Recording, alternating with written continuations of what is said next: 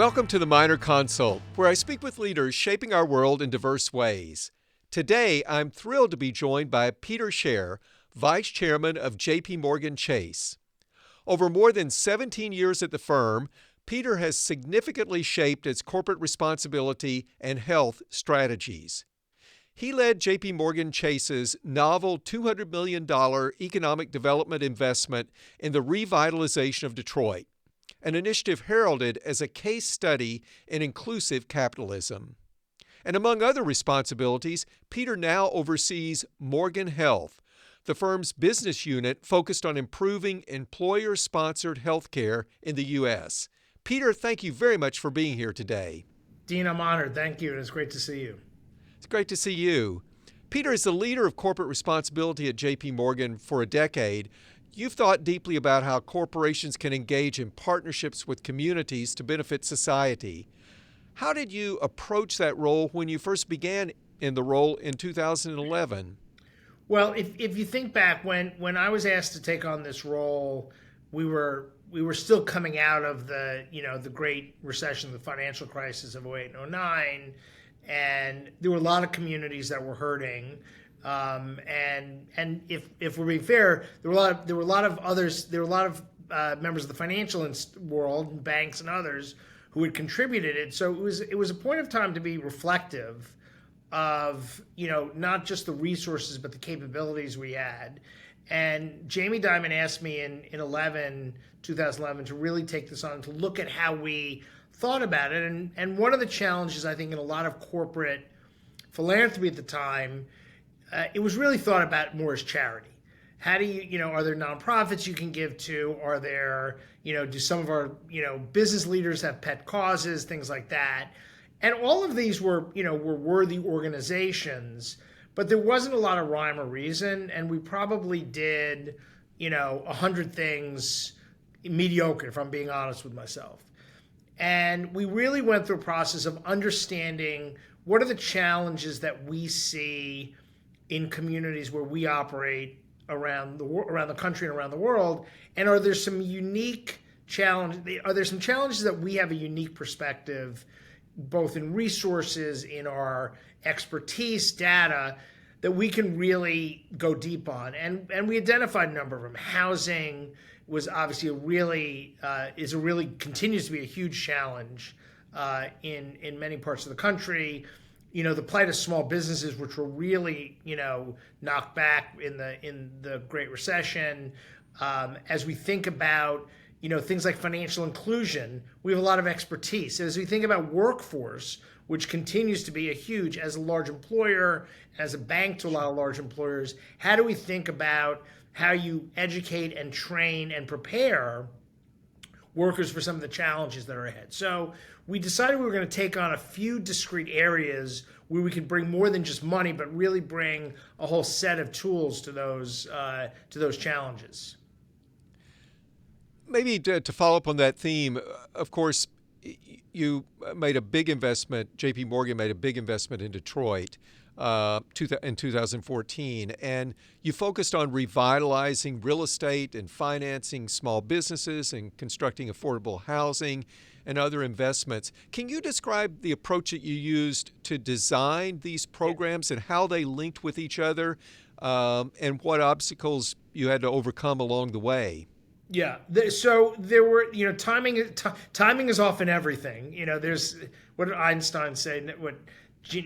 Genius is 99% perspiration, 1% inspiration. So, right. It was the Detroit investment, or the beginnings of that came at a time when we had, been going through this process of rethinking. And so this now goes back to the summer of 2013. Detroit entered bankruptcy. Right. It was the largest municipal bankruptcy in the history of the United States. And my boss, Jamie Dimon, said, why don't you go out there and see what we can do to help? And, Jamie thinks a lot about our bank and our role in the world. And, I thought, okay, that'll be interesting, but I'm not sure how much we can help. But when I got out there, you actually saw there was a sense of collaboration. There was a new mayor who was elected on a write-in. You had the business community really thinking and working with community leaders. There was just a sense of collaboration and focus. And over the course of a number of months, we did a lot more listening than talking.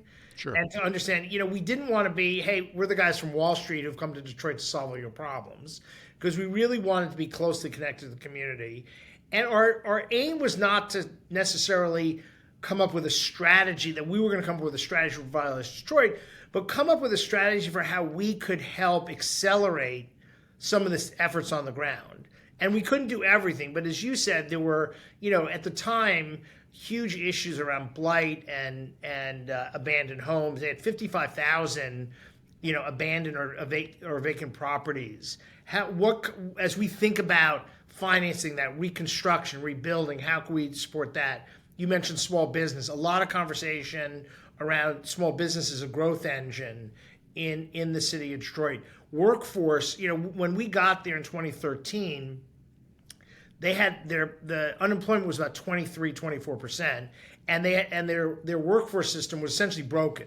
There was no conversation going on between the employers who needed to hire people and the educators or trainers. And so how do you actually connect? And so again, we said, what are the kind of 3 or 4 areas we could focus on? We had an incredibly strong partner in the Mayor Duggan. And we decided over the course of months, where we came up with a recommendation, and you said the obstacles. If I'm being honest, most of the leadership at JP Morgan was very much opposed to this. They thought the idea that we were going to invest $100 million in a city that was in bankruptcy, there were other ways.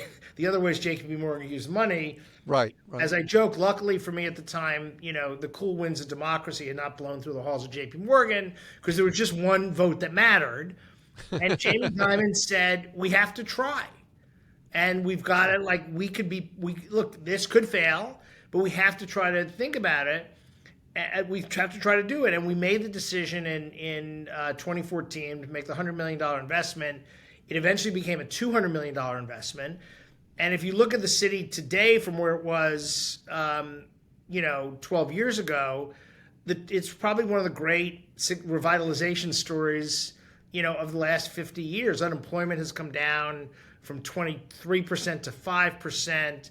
We've cut the number of unbanked people in half in the city. Housing market has revived. We've created $5 billion in black wealth that wasn't there before. And so it shows what you can do, and it actually has become a model for how we invest in other cities around the country and around the world. That's so wonderful. And of course, appropriately, the success of your initiative has been recognized. It's been featured on 60 Minutes. JP Morgan was also named to Fortune's Change the World list and many, many others. But as you described it, it wasn't just a philanthropic effort. It was also a business endeavor. And it was a successful business endeavor. You just mentioned the job creation, the economic development, the wealth creation that occurred from the investments that you and others followed you, but you were really the first in, and also the large firm that made it clear that you were going to put real money behind this, in addition to talking about the importance of revitalization. So what lessons have you learned from the experience in Detroit that can be applied in other areas and in other ways as we think broadly about how to invest in communities and in people that perhaps have not been in the mainstream before or have fallen on bad times?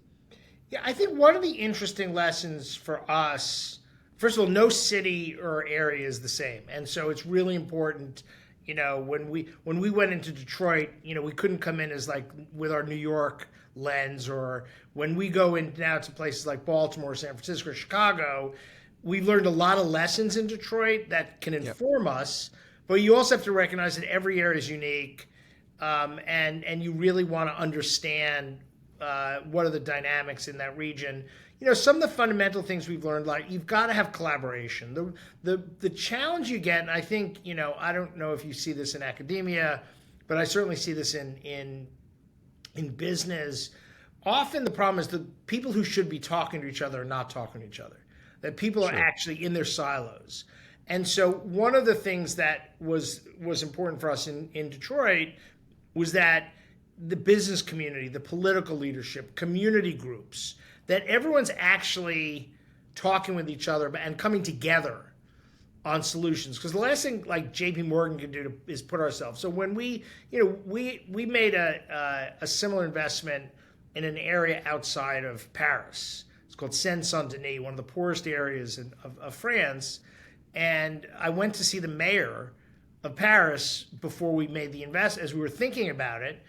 And, she's a socialist, I'm a capitalist, and, my people warned me this is not going to be a good meeting. She hates banks and all that.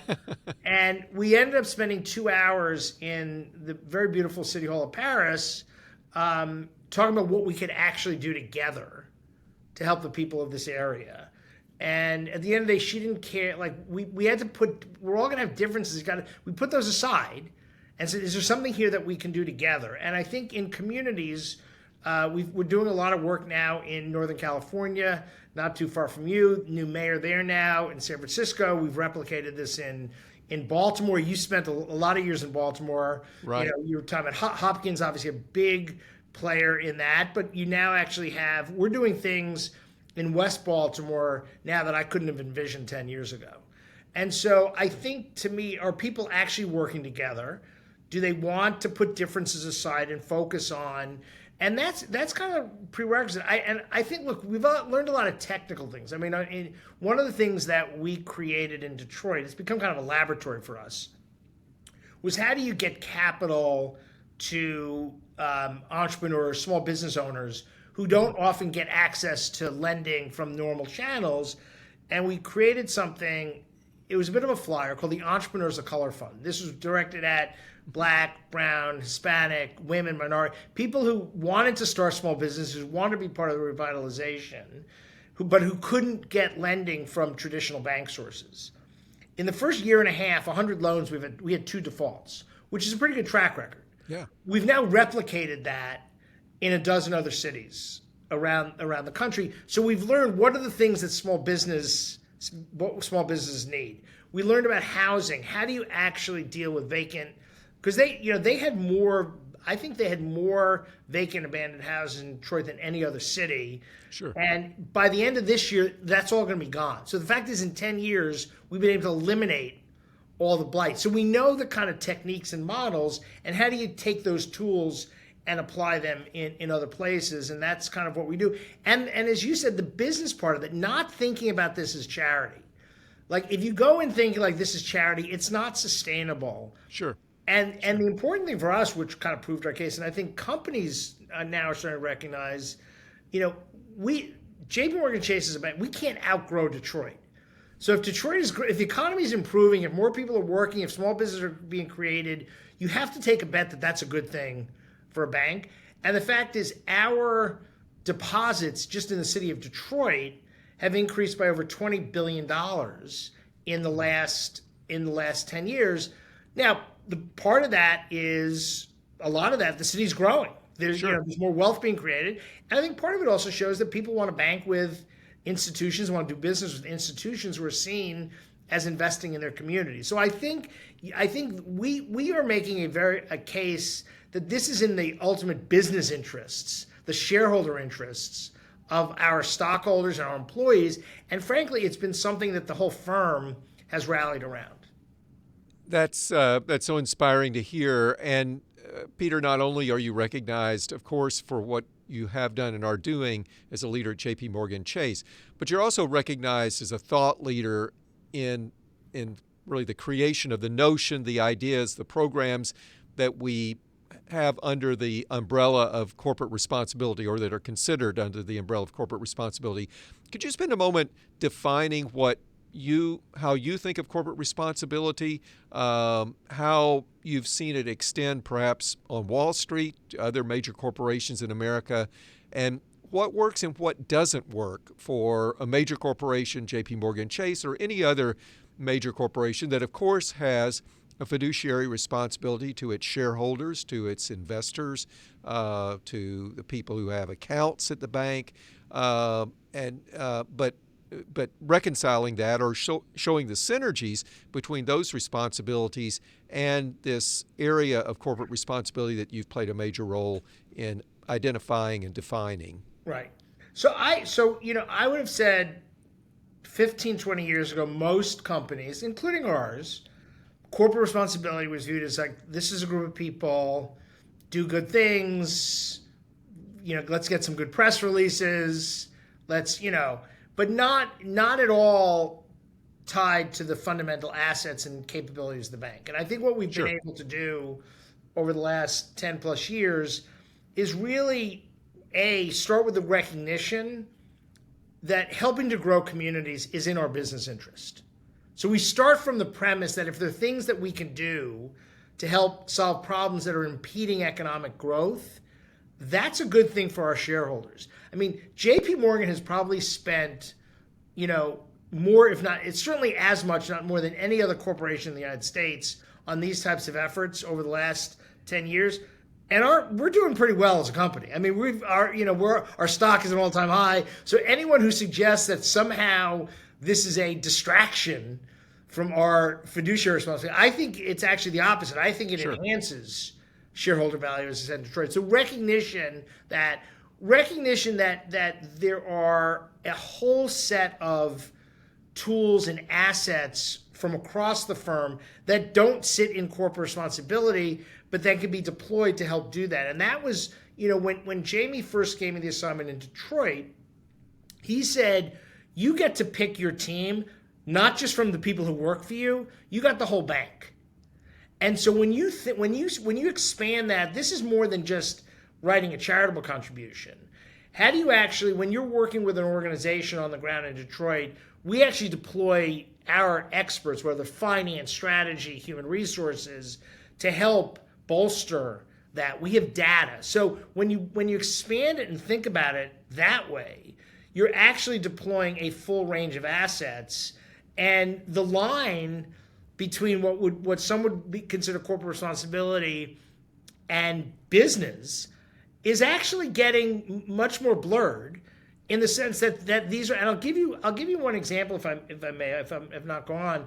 Back in 2017, we had funded some philanthropic programs around supporting people who had formerly been incarcerated, and we started a program in Chicago, get people trained for jobs with the Chicago Transit Authority. Good program, getting people to work. And Jamie Dimon and I were in Chicago. It was right before Thanksgiving 2017, and we went to meet with some of the people who had been part of these programs just to learn. As we walked out, Jamie said to me, we should be doing more. And he said, why aren't we hiring more of these people? Mm-hmm. Now, there were a lot of obstacles to that. Okay, internally, going and saying, hey, we're going to hire a lot of people with criminal backgrounds. Legally, we were restricted. Sure. And listen, I understand in a bank, we probably don't want to hire someone who'd been convicted of financial crimes to guard the safe deposit boxes, but sure, we got a lot of jobs here. And so we just started working the problem, and went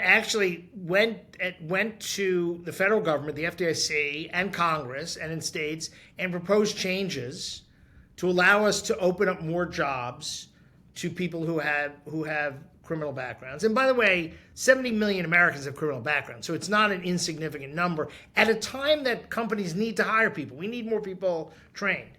Sure. Long and short of it, we worked it. A lot of concern, but you just have to work the problem.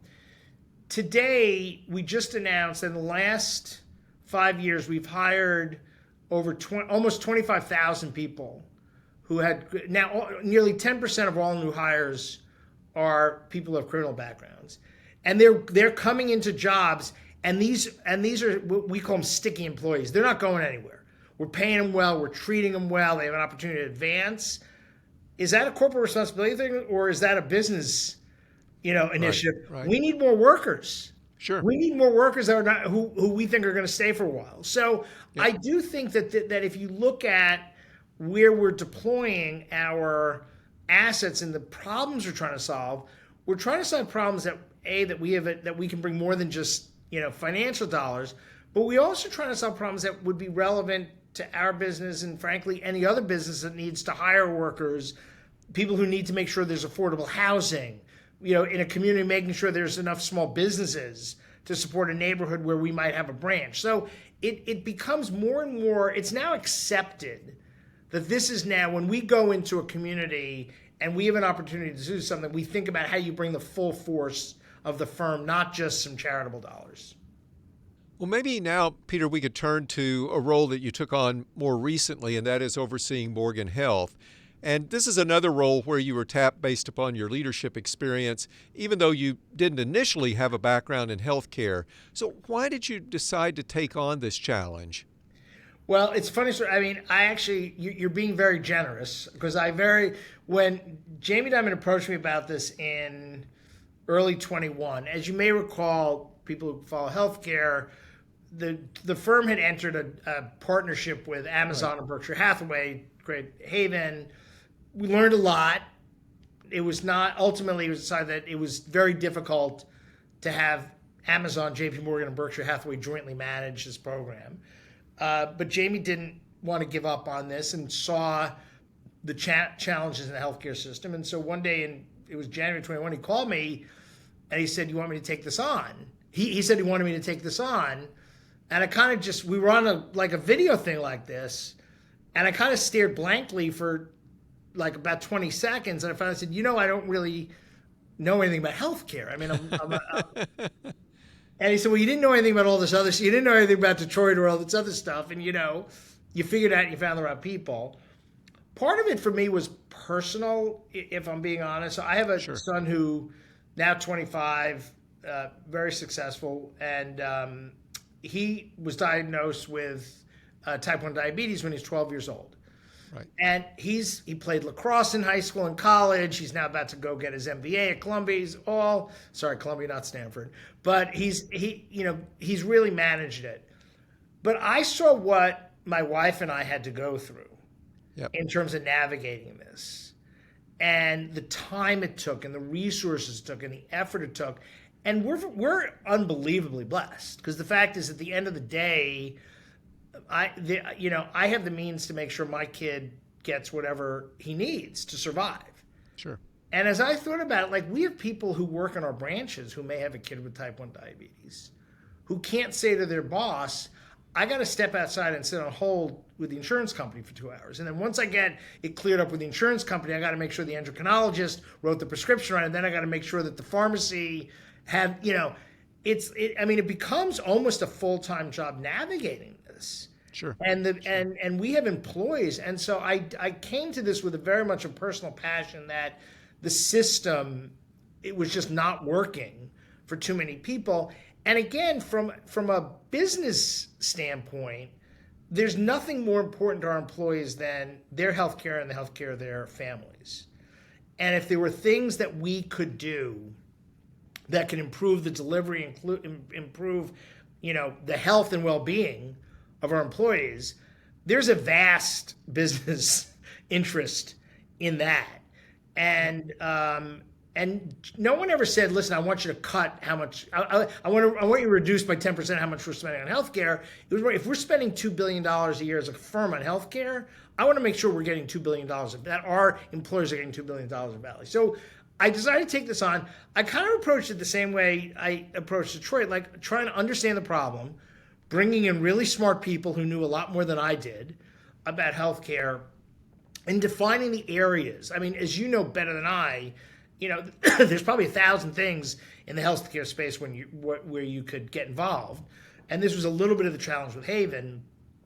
But we began to focus in on how do we improve how employers are delivering healthcare to the employees? Are there investments we make? Are there ideas? And there are good, as you know, there are great models in places, and ironically, Medicare, it has some of the more innovative approaches. And so how do we bring in the right people? So, to me, it was really a leadership question. It's like I was not going to hold myself off as suddenly becoming some expert in healthcare, but I knew how to find the right people. And we now have a team of about 30 people.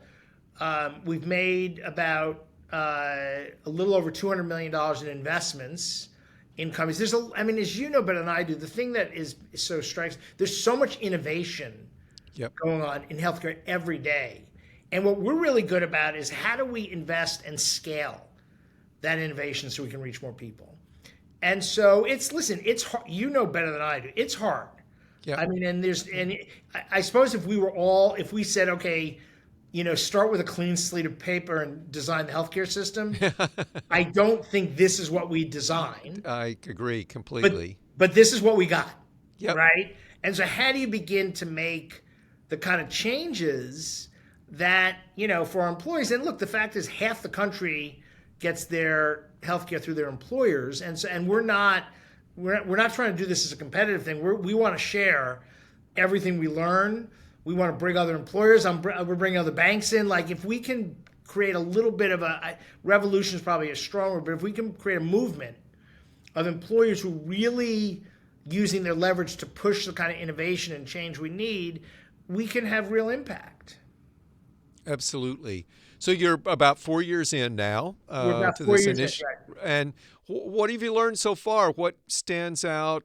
You've emphasized in your remarks innovation and how to think differently about things and how to scale innovations that you see successful, maybe in a smaller market, and scale them beyond that area. What are some of the most promising achievements, and what are also some of the most obvious challenges? Yeah, listen, the challenge right now, I think the challenge is, we all know the system is so complex and bifurcated. And at a basic level, we're each as individuals forced to become general contractors for healthcare where we're not really qualified to do it. And, you don't know what insurance. And so we're trying a number of different things. And look, the advantage is we could try and some things are going to work and some things are not going to work, but how do we keep learning? Yep. One of the big takeaways from us is the number of our employees and their families who don't have primary care doctor relationships. And so we've been trying to drive more of our employees and their families into getting a primary care relationship, also with high quality doctors. And because what we have found is when you think about both health and cost, if we can get better earlier engagement between our employees and individuals and their doctors, you're saving a lot of time and effort in improving care. And we've seen that in many cases. So we've invested in, more primary care. We've tried in some place on-site clinics, which, so right there, making it easier. So in Columbus, where we have about 25,000 people, we put clinics on site. And we've said to our employees, if you've got a mental health need or a physical health need, we want you to get into the clinic. We're trying to get people into the system earlier on, not in a fee-for-service type way, but trying to get to problems quicker. We're trying some different forms of telemedicine to see what works there. And so, but what we're seeing is when we get people into a primary care relationship, when we establish that connection, when we provide them more tools, so wraparound, so that when you have telemedicine choice, so that network has doctors or nurse practitioners who are available 24/7. When you combine the on-site clinic, when you can bring navigation in, so we are, it's a lot of not trial and error. We're trying a lot of different combinations, and I don't think at the end of the day there's going to be one. There's not a one size fits all. Mm-hmm. And a lot of this world, it's really community based, right? And I think the closer you get to the community, you can have some impact. So it's been interesting. And we're trying to scale some of these programs, and we're starting to see. The employees who are participating in these programs we're seeing greater engagement, higher levels of screenings. We have a pilot now in one of our locations to encourage more colorectal screenings at home. I mean, that, one of the things we learned during COVID, people can actually administer a form of a test, Sure. right? There are a lot, you can't do everything, Right. but there are a lot of things actually people can do at home. So how do you actually explore those? So we're trying to make the navigation of the system and the accessibility of the system easier. And our theory is, if it's easier, people will use it more. And if they use it more early often, it's going to reduce hospital visits, it's going to reduce emergency care, it's going to reduce acute care. And so, we're kind of slowly kind of trying to tackle it. That's great. And also, as a part of your work at Morgan Health, you've looked at how AI could improve healthcare, not only for JP Morgan employees, but also well beyond into the entire ecosystem. And what are some of the opportunities you've identified, and how are you deploying AI now in Morgan Health, and what's your prediction of where it's going to go in the future? I mean, look, there is, and we were together in Bentonville a couple months ago talking about this with a lot of experts. There is enormous opportunity, obviously, in AI, and we're seeing that today. Part of the challenge that the healthcare data infrastructure is really bifurcated. Yes. And so one of the things we're investing in is how do we actually improve the data so that we can actually deploy AI. And I think one of the examples I gave you was, most of the data we have traditionally looked at have been health claims. And once, I think I mentioned this when we were together, once we actually last year incentivized our employees to do more screenings and biometric screenings. Mm-hmm. And we discovered as we looked at the data as a result of that, we were underreporting diabetes by 25%. And so for us to be able to get the data, more data to get a better picture of our populations geographically, gender, race, all those issues. There's a lot of inequity in. I know that's a loaded word these days, but the fact is there's a lot of inequity. But if we can begin to get the data to better understand the challenges that populations in certain geographies face, then AI could be an incredibly powerful tool to target, what are the programs, the benefits that are already available to our employees to think about. We have a pilot now in one of our locations looking at where we've already identified higher instances of diabetes.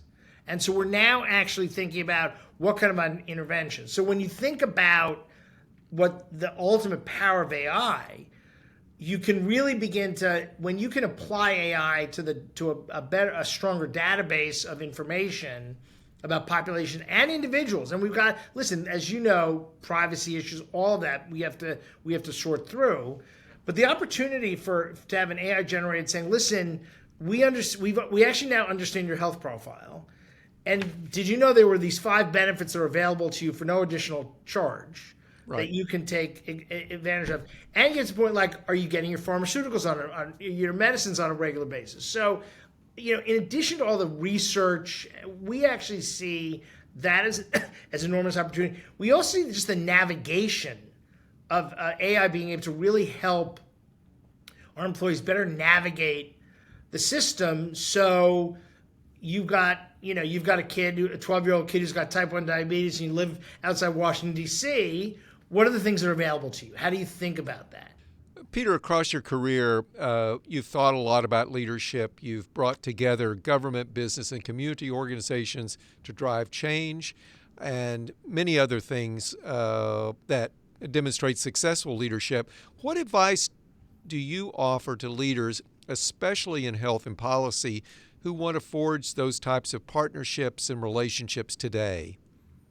Look, I think in any organization, whether you're a bank or university, healthcare company, the commitment to innovate has to start at the top.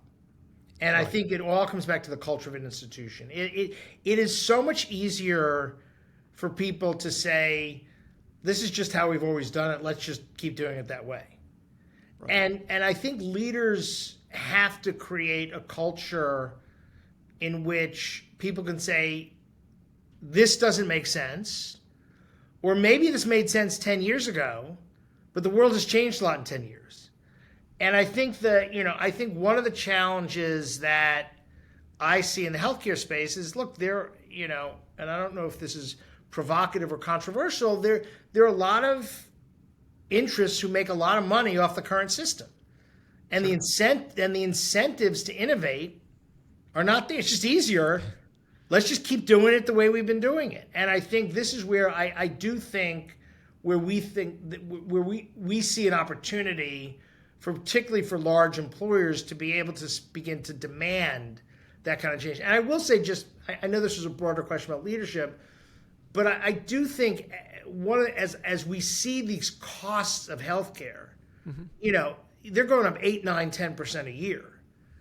And you see a lot of leaders saying, wait, we can't, like, business as usual is not the answer. And I think we live in a world right now in which it's very clear the status quo is not acceptable. And so I think, to me, I couldn't do any of what I'm doing unless, Jamie Dimon and our board of directors and our CFO, and our shareholders saw this as bringing value and have this commitment and make clear this is part of who we are. And so I think when we are at a point in time, I think there's a lot of, you look at a lot of the turmoil around the world, a lot of it comes from dissatisfaction with the status quo. And we may disagree with how people are voicing that dissatisfaction, but I think it would be a mistake for leaders to ignore the level of anger there is about systems that are not working for them. And so I think kind of picking your head up and recognizing that whatever institution we're part of, we can't just be thinking about the four walls, but there is a bigger world that's going to have. I mean, listen, universities are dealing with this, as you know better than I, every day right now, that have got a huge impact. And recognizing there are things that we've done that might have made sense a long time ago, but how are we sort of in this constant period of change and innovation and embracing that and not trying to resist it? And look, I think there are a lot of institutions that are going to resist it at their peril, is my view.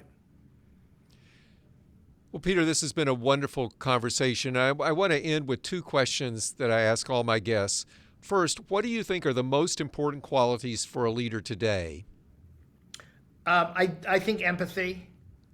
Yeah. I think leaders, have to, really be thinking about the people they're leading. Yep. And I think a lot of leaders often fail to do that. And I see that every day.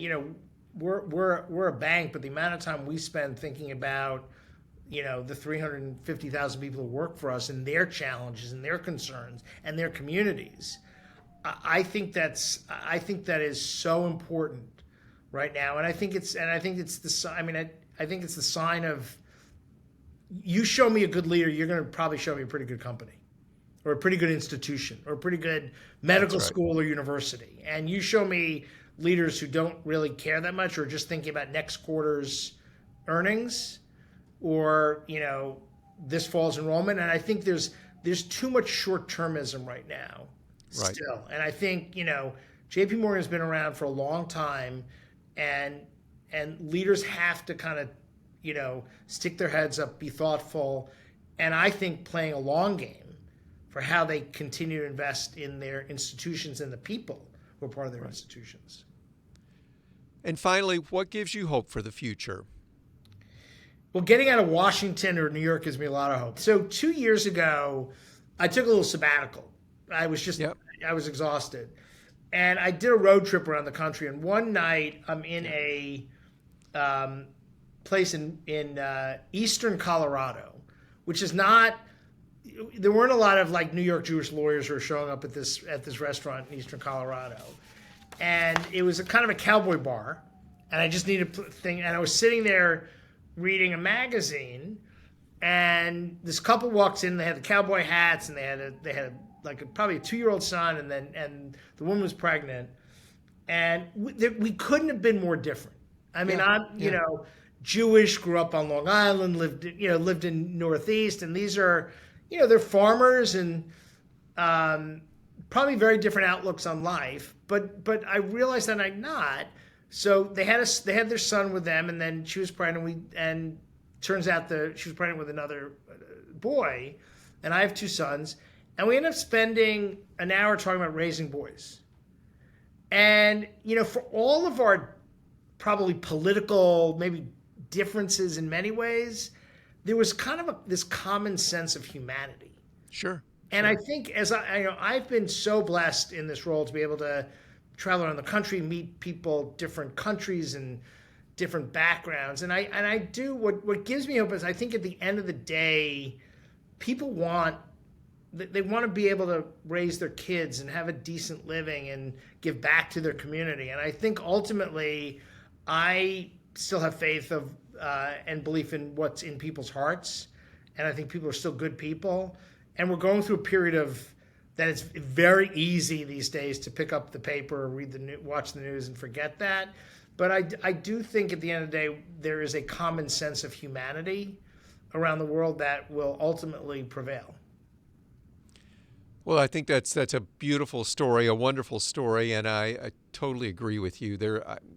I see evidence of a common sense of humanity, really in every encounter that I have, and I think we should all be looking for more of that evidence and building upon it. Peter, thank you so much for joining me today, and thank you for listening to the Minor Consult with me, Stanford School of Medicine Dean Lloyd Minor. I hope you enjoyed today's discussion with Peter Scher, Vice Chairman of JPMorganChase.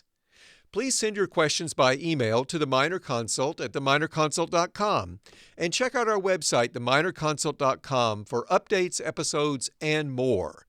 To get the latest episodes of the Minor Consult, subscribe on Apple Podcasts, Spotify, or wherever you listen. Thank you so much for joining me today. I look forward to our next episode. Until then, stay safe, stay well, and be kind.